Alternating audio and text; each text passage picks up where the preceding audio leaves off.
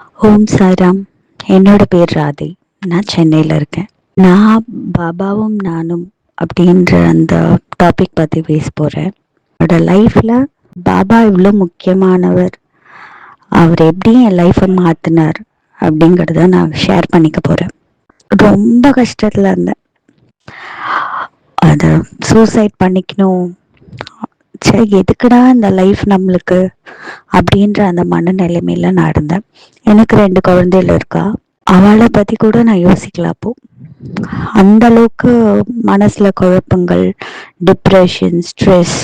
சே, என்னடா லைஃப் இது, போதுண்டா சாமி, வேண்டவே வேண்டாம் அப்படின்ற அந்த தாட். அப்போ ஒரு நாள் சடனாக ரொம்ப டிப்ரெஷன் ஆயிடுத்து. சூசைட் பண்ணியே ஆகணுன்ற மனநிலை வந்துடுது.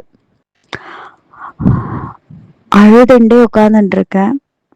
என் பெரிய பையன் வந்து சொல்கிறான், அம்மா அழாதம்மா அழாதம்மா அழாதம்மான்னு சொல்லிகிட்டே இருக்கான். எனக்கு அவன் சொல்கிறது கேட்குறது, பட் ஆனால் என்னால் அந்த தாட்லேருந்து வெளில வர முடியலை. திடீர்னு அழுதுண்டே இருக்கும்போது தோணித்து, ஜோதி சாராம் கிட்ட பேசணும் அப்படின்னு தோணித்து. அவன் யாருன்னெலாம் எனக்கு முன்ன பின்ன தெரியாது, நான் அவளை பார்த்ததும் கிடையாது. ஒரு 2-3 தடவை பேசியிருப்பேன், அவ்வளோதான். அவகிட்ட தான் ஃபர்ஸ்ட் நான் ஷேர் பண்ணேன் என்னோட ப்ராப்ளம்ஸை. அவ்வளோ பொறுமையாக உட்காந்து கேட்டுன்னு இருந்தா.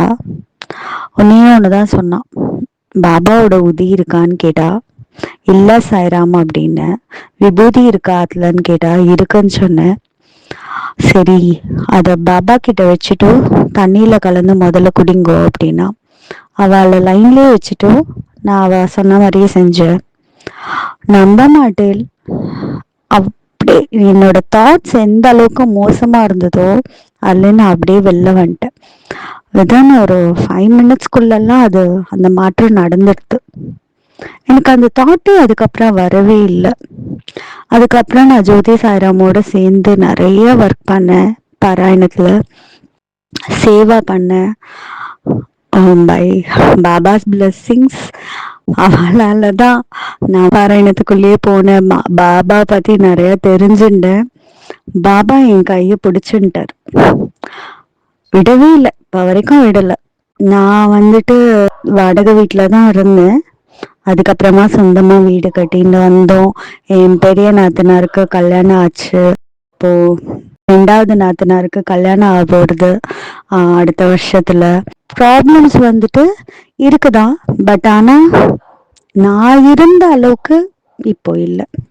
எடுத்தாலும் அழுதுண்டே இருப்பேன், பாபாவை திட்டிகிட்டே இருப்பேன், இருக்கிற ஆற்றுல இருக்கிற எல்லா சுவாமியும் திட்டிகிட்டே இருப்பேன். நான், நீ என்ன என் லைஃப் இப்படி பண்ணிட்டியே, என்னை ஏன் பொண்ணா பிறக்க வச்சேன்னு திட்டிகிட்டே இருந்தேன். என் லைஃப் அப்படியே டோட்டலாக திருப்பி போட்டுது. அதை பாபா எனக்கு மாத்திட்டார். கையை பிடிச்சிட்டு, நீ ஏன் அந்த தாட்ல போற, நீ வா என்கிட்ட வா அப்படின்னு சொல்லி ஐஷன் வந்துட்டார்.